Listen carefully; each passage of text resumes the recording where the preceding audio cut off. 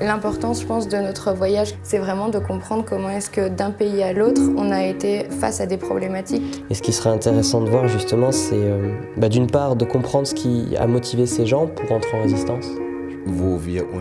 4 jeunes Européens s'interrogent sur les passés rivaux de l'Europe depuis la Seconde Guerre mondiale et sur la place occupée par l'histoire dans l'idée collective que chaque peuple a de lui-même. En Allemagne, en France et en Russie. Et en Pologne, c'est encore une autre situation, mais... Et puis mesurer cette différence qu'il y a entre mythe et réalité, et qu'est-ce qu'on a fait de l'histoire avec ça.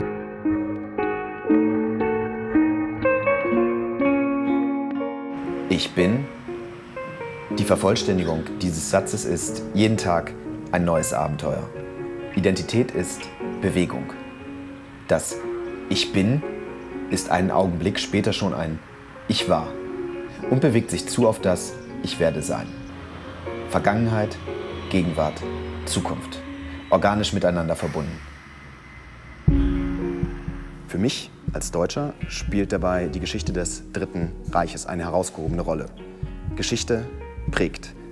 Es gibt Wechselwirkungen zwischen individueller und kollektiver Identität, zwischen dem Individuum und der Geschichte seines Heimatlandes. In einem Europa, das immer mehr zusammenwächst, wo sich tagtäglich Menschen mit dem unterschiedlichsten kulturellen Hintergrund begegnen, bedeutet dies, um für gewisse Sensibilitäten und Eigenarten des anderen ein Gespür entwickeln zu können, muss man nicht nur die Geschichte des eigenen Landes kennen, sondern auch die des anderen erkunden.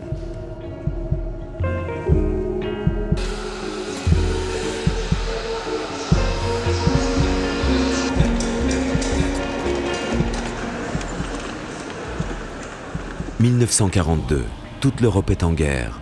Après avoir envahi l'Autriche, la Pologne, la Belgique, les Pays-Bas et la France, Hitler s'est attaqué à la Russie. Personne ne semble en mesure de lui résister. Alexandra et Roman se rendent à Munich, la ville où est né le nationalsozialisme.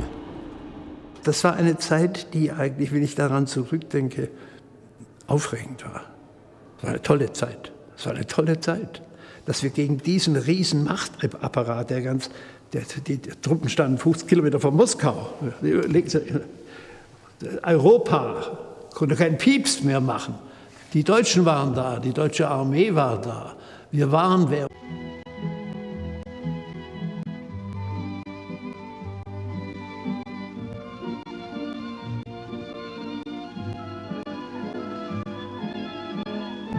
Versuchen zu sagen, dass sich langsam ein Anti-Nazi-Gefühl aufgebaut hat.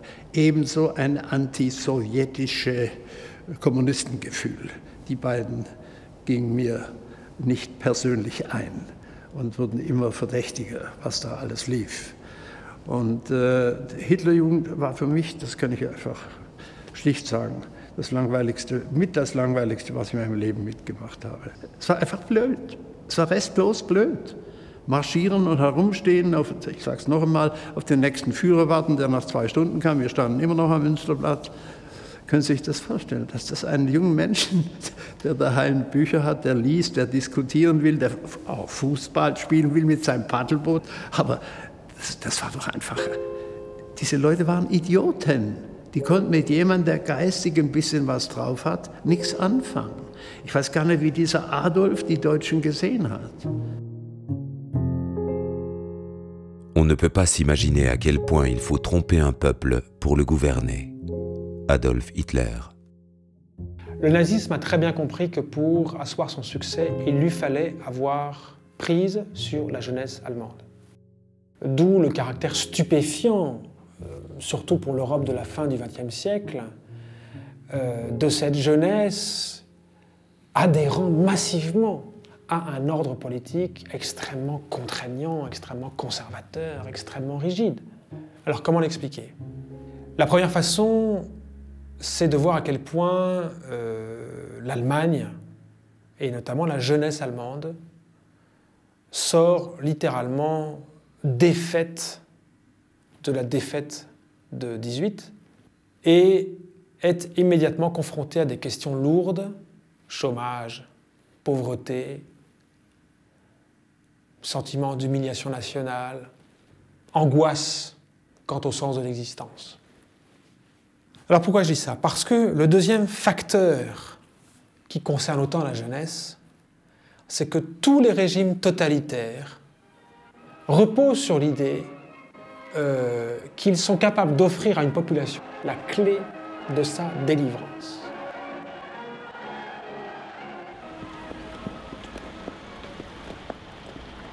De juin 42 à février 43, des milliers d'habitants de villes du sud-ouest de l'Allemagne trouvent dans leur boîte aux lettres des tracts appelant à la résistance contre le régime nazi.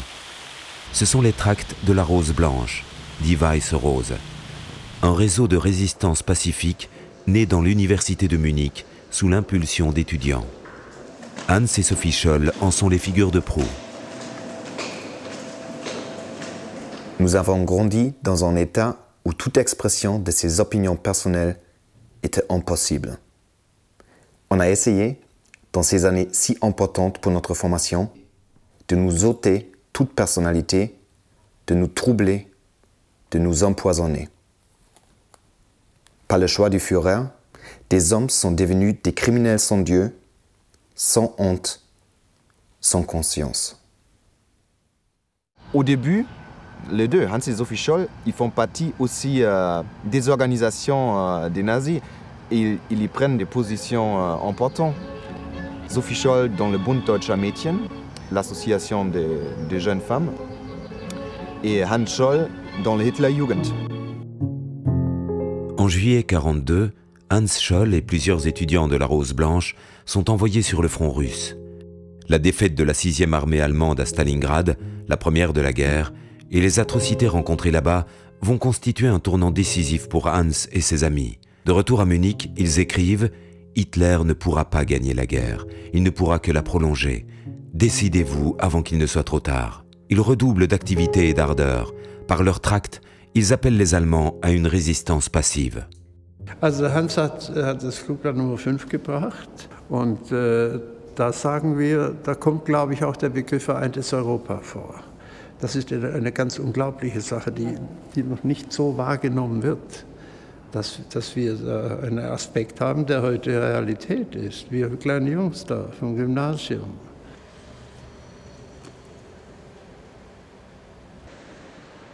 Liberté de parole, liberté de croyance, protection des citoyens contre l'arbitraire des États dictatoriaux criminels, telles sont les bases nécessaires de l'Europe nouvelle. Und ich habe das Flugblatt gelesen und ich muss ehrlich sagen, wahrscheinlich hat meine Hand ein bisschen gezittert. Ich wusste, wenn das aufkommt, sind wir einen Kopf kürzer, ganz klar. Also Flugblätter verteilen, Vereintes Europa, Freies Europa und sowas, da bin ich dafür. Das war für die Nazis, war dies technisch jetzt, wenn wir das Gesetzbuch von damals nehmen, Hochverrat.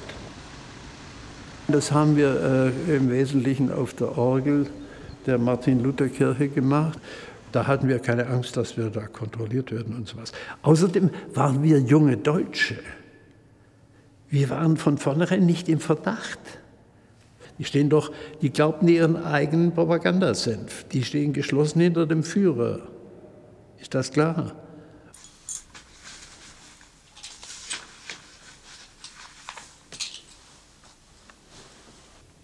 On ne peut pas discuter du nazisme, ni s'opposer à lui par une démarche de l'esprit, car il n'a rien d'une doctrine spirituelle.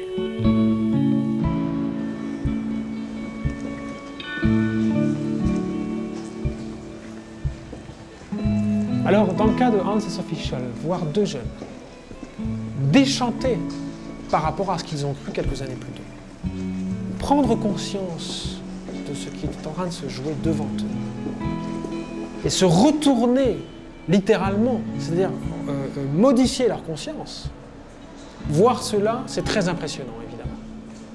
On doit s'interroger sur la source profonde de ce retournement. Je ne vois pas de meilleure expression que c'est une insurrection de l'esprit. Voilà. C'est l'esprit qui s'insurge, avant que ce soit les hommes, les femmes qui prennent des risques. Alors l'esprit s'insurge, comment? Il s'insurge contre une idéologie fasciste, autoritaire, raciste, L'insurrection de l'esprit, ça va être de contrer cette idéologie par un autre lexique qui va contrer point par point l'idéologie de l'État. Alors, ce lexique, on va le trouver notamment dans la foi, dans les valeurs religieuses, ça peut être dans les valeurs patriotiques, ça peut être dans des valeurs humanistes, mais à l'époque, que ce soit en Allemagne ou en France, les valeurs du christianisme sont beaucoup plus puissamment inscrits dans les esprits. Peux-tu, toi qui es chrétien, te satisfaire d'un jeu d'intrigue, ajourner ta décision avec l'espoir qu'un autre prenne les armes pour te défendre? Dieu ne t'a-t-il pas donné la force et le courage de combattre? Nous devons attaquer l'esprit mauvais où il est le plus néfaste, c'est-à-dire aujourd'hui dans la force d'Hitler.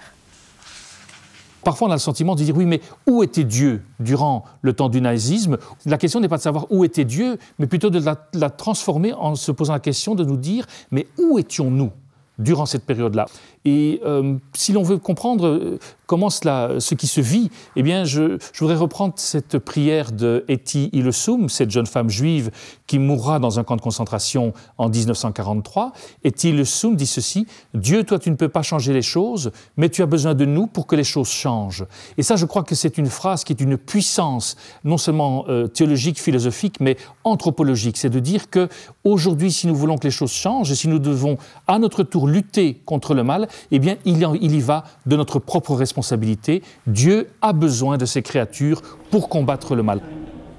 Hinter der Orgel hatten wir einige Türchen aufgemacht, eines zumindest, und da hatten wir die Flugblätter, die Sophie Scholl uns brachte. Sophie Scholl hat die uns per Zug gebracht und die wurden nicht kontrolliert, das war eine junge deutsche Frau.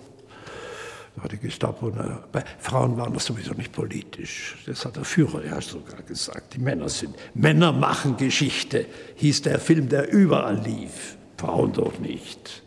Kommilitoninnen, Kommilitonen. Der deutsche Name bleibt für immer geschändet, wenn nicht die deutsche Jugend endlich aufsteht, Recht und Sühn zugleich, seine Peiniger zerschmettert und ein neues, geistiges Europa aufrichtet. Bitte vervielfältigen und weitergeben. Le 18 février 1943, Hans et Sophie Scholl déposent le 6e tract dans les couloirs déserts de l'université de Munich. Ce tract sera le dernier. Du haut du 2e étage, Sophie en jette quelques exemplaires dans la cour. Un employé de l'université les observe. Arrêtés, ils sont interrogés par la Gestapo. En quelques jours, ils sont jugés et immédiatement guillotinés.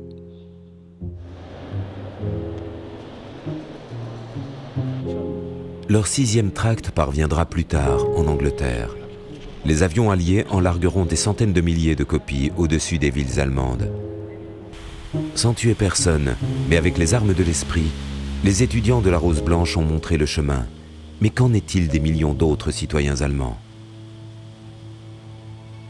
Être allemand sans être nazi à ce moment-là, ça voudrait dire protester. Il y a un historien qui s'appelle Martin Brochard qui a proposé une différence entre Widerstand et Resistance. Alors Resistance, il prend le mot français, mais il lui met un Z. Widerstand, c'est la conception classique de la résistance. Mais Resistance, ça va être des petits actes, ça va être dans le quotidien, ça va être une manière de penser. Pour soi. Ça va être une manière de garder des valeurs dans sa famille, dans sa communauté. Par exemple, des valeurs chrétiennes. Ou communistes. Vous voyez ? Et donc, c'est une manière de s'immuniser en quelque sorte contre l'idéologie nationale-socialiste.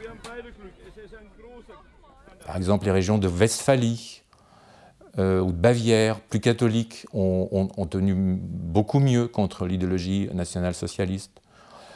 Les bastions ouvriers dans les centres industriels ont aussi tenu bon, d'une certaine manière, autour des valeurs de la social-démocratie. du communisme. Dès 1933, une jeune femme de Breslau, Edith Stein, s'est insurgée et a dénoncé les méfaits des nazis dans une célèbre lettre qu'elle adresse au pape Pie XI. Elle écrit « Saint-Père, comme fille du peuple juif, qui suis depuis 11 ans par la grâce de Dieu fille de l'Église catholique, j'ose exprimer devant le Père de la chrétienté ce qui accable des millions d'Allemands. Depuis des semaines, nous voyons en Allemagne se produire des agissements qui témoignent d'un total mépris de toute justice et de toute humanité. Nous craignons le pire pour l'image de l'Église si jamais son silence durait encore. Nous sommes aussi convaincus que ce silence ne sera pas en mesure d'acheter à long terme la paix face à l'actuel gouvernement allemand. Il y avait 130 000 Allemands tués par les nazis. Et l'importance de ces chiffres? Premièrement, pour montrer très clairement que c'était une petite minorité. Mais deuxièmement, pour montrer aussi que la résistance, ça existait. C'est important pour les générations après. C'est l'expérience que je fais en travaillant dans les workshops artistiques historiques avec des jeunes gens en Allemagne, que c'est un aspect qui est important, une espèce de précondition pour qu'ils soient capables de s'ouvrir aussi aux histoires les plus sombres.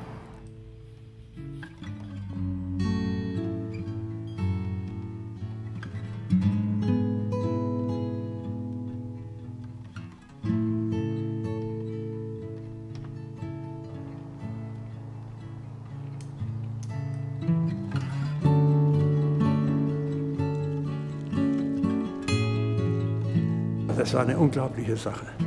Also der Todfeind fliegt hier ein, akzeptiert die Deutschen, geht auf die Gräber der Geschwister Scholl mit uns. Also hochstehende Amerikaner, Präsidenten und was weiß ich alles, gehen mit uns auf die Gräber und dort werden weiße Rosen niedergelegt. Zum ersten Mal werden Deutsche akzeptiert wieder nach diesem Desaster. Es gab auch andere Deutsche. Das war die Botschaft. Und die war unheimlich wichtig.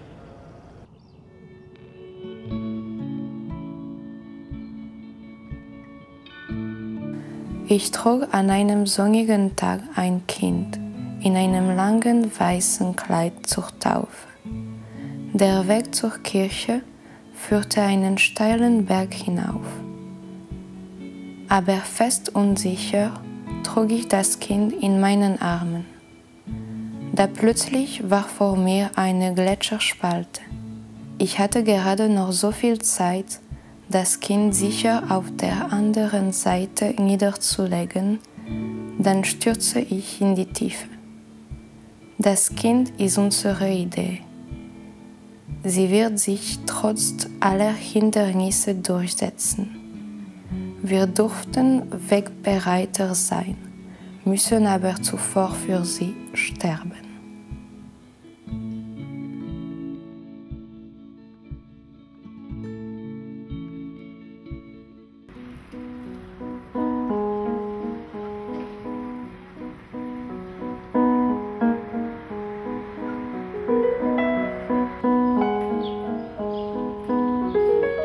Pour tirer le maximum dans événements historiques, donc ça devrait être le but de chaque culture de commémoration. Il faut les deux, je pense, l'émotion et la ratio. Donc les illustrations, c'est l'aspect qui fait appel à l'émotion. Tandis que, bien sûr, ce qui est aussi important, de transmettre le contexte, les faits, ça fait appel à la ratio. Was es lange Zeit gewesen ist, sind Daten, Fakten, das kann es nicht sein. Es sind Perspektiven, es sind Handlungen, es sind Menschen, Personen, zu begreifen, wer hat wie, warum gehandelt.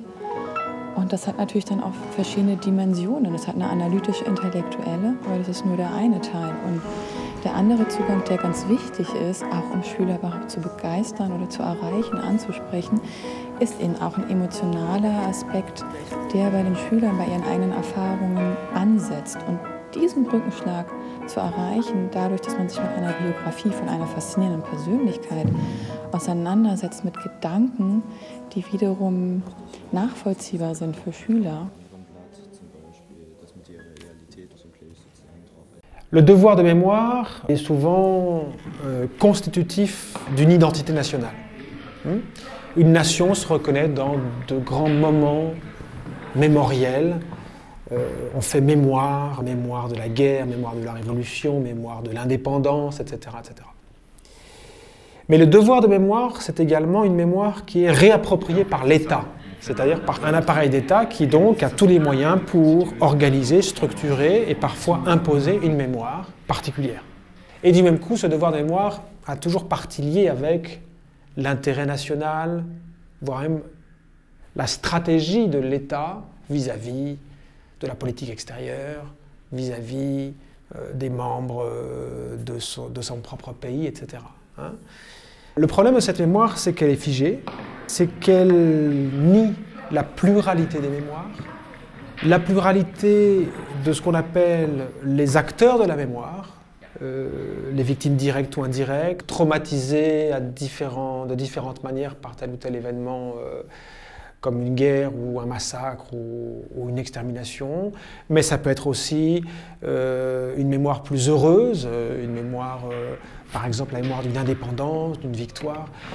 Et donc la mémoire est un travail, c'est-à-dire la mémoire n'est pas simplement une chose, une photo, un monument, que sais-je. La mémoire, c'est un rapport subjectif qui se transmet, qui se discute, qui se critique avec ses tabous. Et puis il y a aussi des trouvailles de la mémoire. Tout d'un coup, des choses reviennent. Tout d'un coup, des choses enfouies remontent à la surface. Bref, tout d'un coup, une société se met à revivre par rapport, non pas simplement à son présent, qui est important, mais par rapport à son passé. Or, si dans le passé déjà coule le sang de l'avenir, eh bien une société revit précisément, non pas en s'enfermant dans son passé, mais en acceptant d'être tributaire d'un passé qui, tant qu'il n'est pas mis en mots, ne passe pas précisément.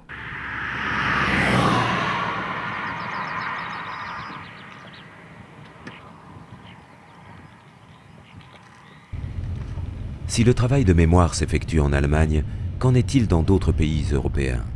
Maria et Roman prennent la route vers l'est de l'Europe, direction la Russie. Un haut lieu de l'histoire européenne les attend, Katyn.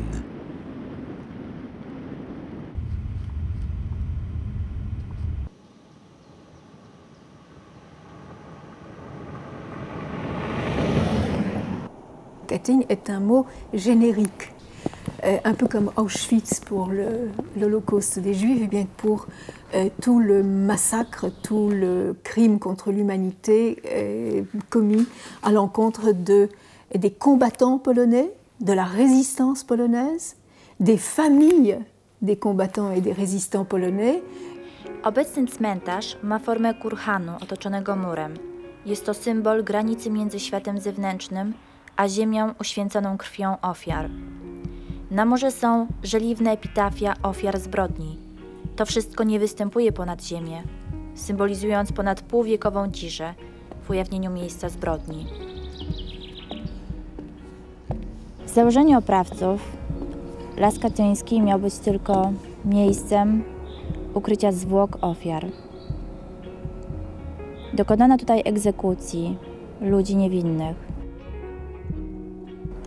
Jan Rutkę, Kazimierz Rutkę, Janina, Tadeusz, Lewandowski, Tadeusz, Rutkiewicz, Stefan, Zieliński, Marian, Józef, Owczarski, Adam, Pogorski.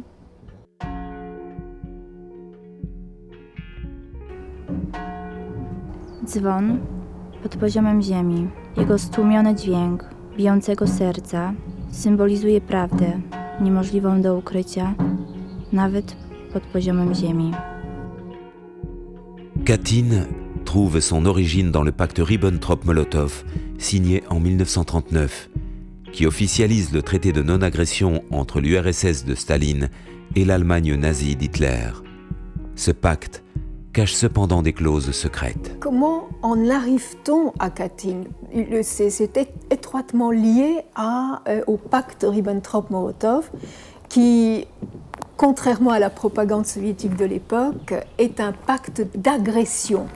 Et non seulement l'agression conjointe germano-soviétique contre la Pologne est prévue, mais de plus, les protocoles secrets du 28 septembre prévoient l'extermination par les deux parties ensemble de toute résistance polonaise et de tout combattant polonais contre Hitler ou contre Staline.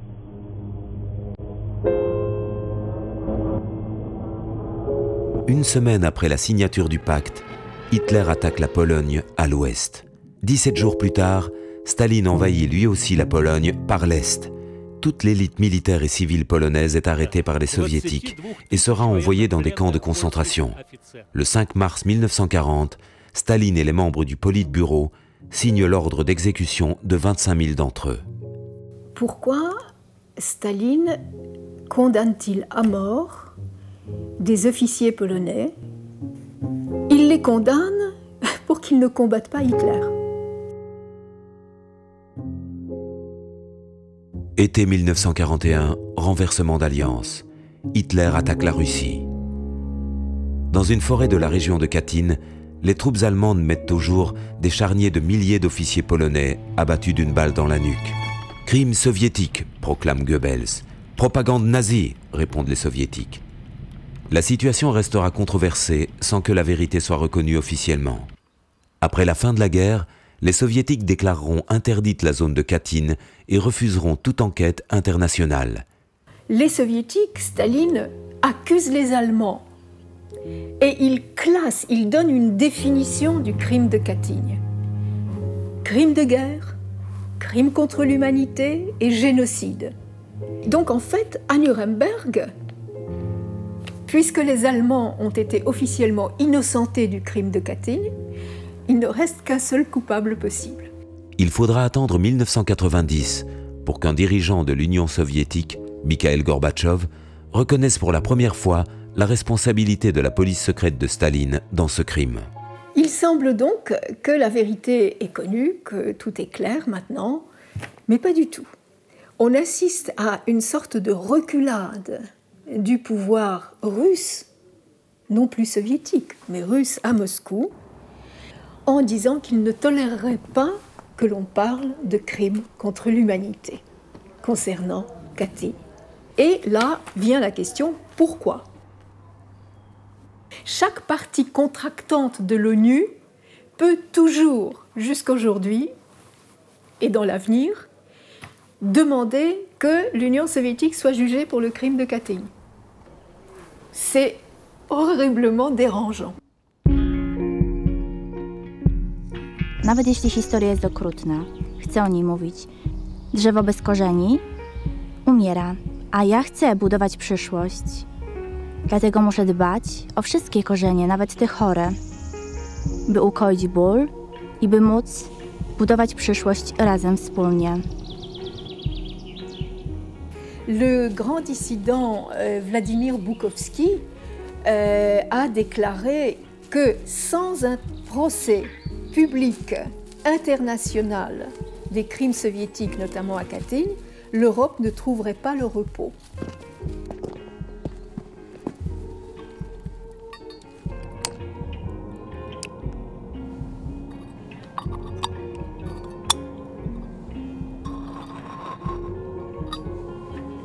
И главная наша идея в работе с молодежью состоит в том, что мы должны донести мысль о том, что ни одна идея, даже служащая каким-то высоким целям, не стоит тысяч человеческих жизней загубленных. И дети должны понимать отличие того тоталитарного режима и сегодняшнего дня. Главная мысль – это ценность человеческой жизни. Человек прежде всего, его жизнь бесценна.